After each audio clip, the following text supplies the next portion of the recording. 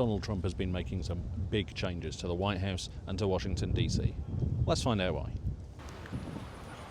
Now, you might see behind me quite a lot of construction going on at the White House around what used to be the East Wing.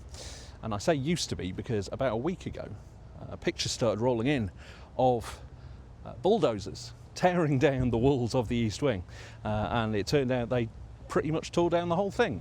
And this is all to make way for Donald Trump's new ballroom, a huge, glittering, golden, gaudy vanity ballroom, which he has commissioned to be built on the side of the White House.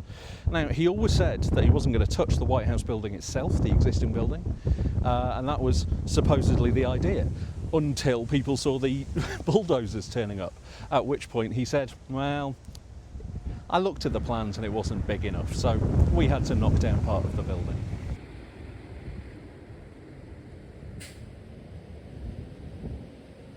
Behind me, behind a few trees over there, you can almost see what used to be the White House Rose Garden, planted by Jackie Kennedy back in the day, and a fairly historic part of the White House grounds.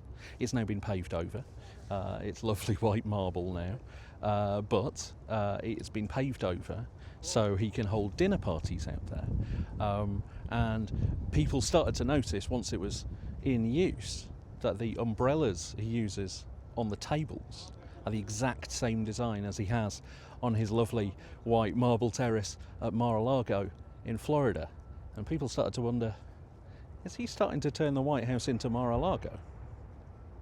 And there is one more Mar-a-Lago adjacent change that Donald Trump has made since coming back to the White House. If you look behind me, you'll see this enormous flagpole. You can hardly miss it. You can see it from space. That's one of two enormous flagpoles, biggest flagpoles in the world, north and south of the White House now. Donald Trump put them up a couple of months ago. And people thought, they're very nice, but doesn't the White House already have quite a lot of flags around it? It being where the president lives. You can see there's one right on top of it here. And it wasn't until a couple of weeks ago that Eric Trump, in an interview, revealed that this flagpole, this enormous flagpole, is identical to the one Donald Trump has at Mar-a-Lago. He rang Eric and said, can we get a couple of those for the White House too? And it happened. Now, as I record this, Donald Trump has been crowing about the wonderful refurb job he's been doing on the Lincoln bedroom at the White House, or specifically the bathroom. He's torn out the turquoise Art Deco bathroom that was put in there by Truman, and he's replaced it with statuary marble, white marble with veins. And he says, this is how it might have looked if it had been in the time of Lincoln. But in fact, it just kind of looks like one of his hotels. There's another thing Donald Trump's doing that Lincoln might not be too pleased about, or at least the designers of Lincoln's Memorial. You see, Lincoln's Memorial is supposed to have line of sight across the National Mall all the way to Congress. That's something that it was designed for.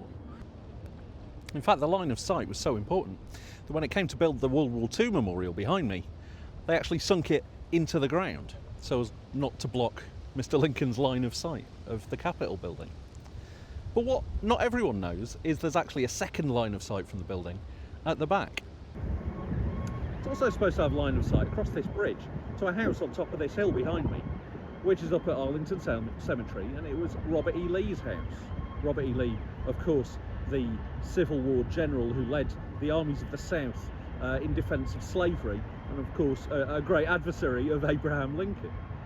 Now, in recent days and weeks, Donald Trump has been talking about a new idea he's got to build a giant white marble triumphal arch in Washington, D.C. And people have compared it to the Arc de Triomphe. In fact, people have started calling it the Arc de Trump. People have also compared it a little bit to Nazi German architecture, but we'll leave that there. But guess where he's going to put it? Right there. Right on the other side of that bridge, blocking the line of sight between Abraham Lincoln and his greatest adversary. So you might be thinking, as I have been, why is Donald Trump bothering with all of this? He's only got 3 years left of his presidency. Why would you build a ballroom that's probably not going to be completed until after you finish being president? And why would you build an archway that's probably going to take about the same amount of time to complete?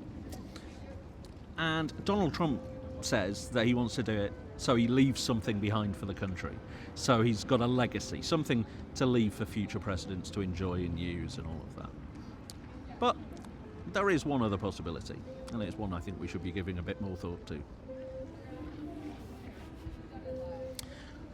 Don't say we didn't warn you.